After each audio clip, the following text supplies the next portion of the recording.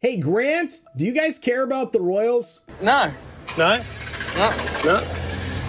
I wonder if the Canadians do. To hell with Canada! We are leaving! We'll go find some quiet place where we can be normal people! Come on, wife! Meghan Markle sucks. That's right. Welcome back to the channel, and we're going to bring you a little bit of different type of thing today. We're going to have some celebrity news, some gossip, things that I don't normally dive into just because I think it's amusing.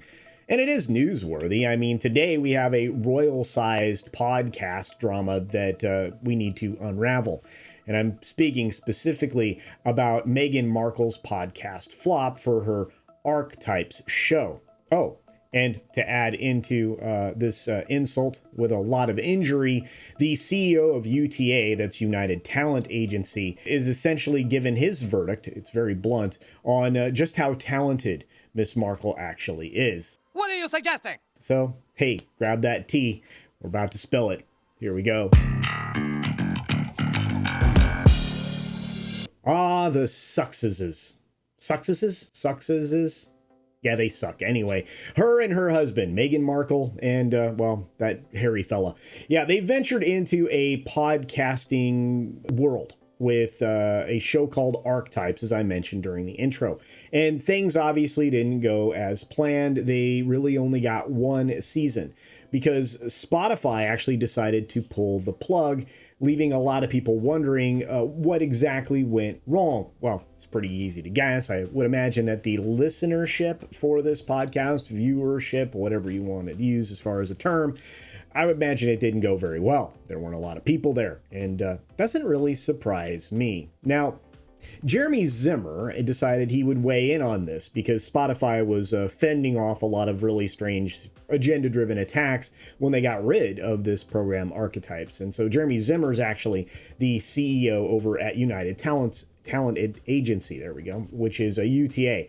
He didn't hold back on any of his opinions about Meghan's talent, or the lack thereof. How dare you, sir! He boldly declared that it turns out Meghan Markle was not a great audio talent or necessarily any kind of talent. Wow. It seems like even being a duchess couldn't actually save Meghan from some harsh criticism, which, again, she finds herself being subjected to regularly for her lack of intellect, her terrible takes, and her poor performances. Now, the fallout from this, of course, this flop sent shockwaves across the media industry as a whole, especially in the podcasting space.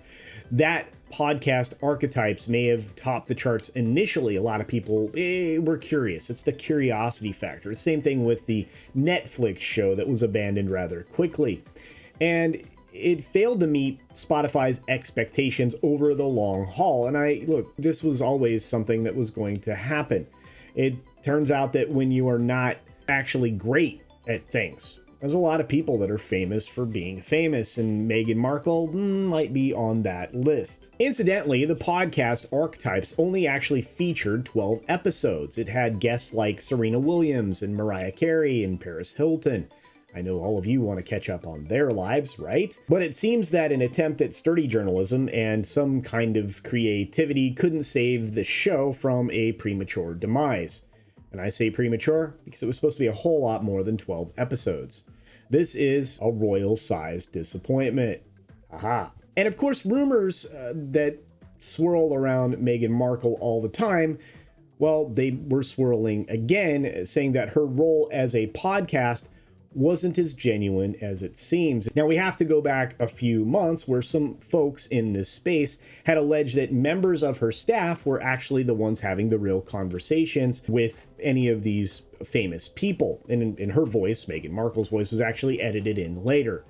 And those questions kind of, echoed around for a while, whether or not Markle was the true voice behind the podcast, or did she need somebody else to, carry the load? So despite any of these setbacks, Meghan Markle is actually determined to continue her podcasting career, and she's now signed with the Hollywood talent agency WME. There are some whispers that she's eyeing a new platform for the show Archetypes, and that hopefully will help showcase her audio talents, which I guess were little. The question, of course, is in the podcasting space, will she find a better fit with a company to work with instead of the biggest one, of course, and actually prove the naysayers wrong. I guess that remains to be seen. Of course, let's not forget that Prince Harry's been involved with this entire process since the beginning, and reports have suggested that he's pitched some truly wild ideas and concepts to Spotify.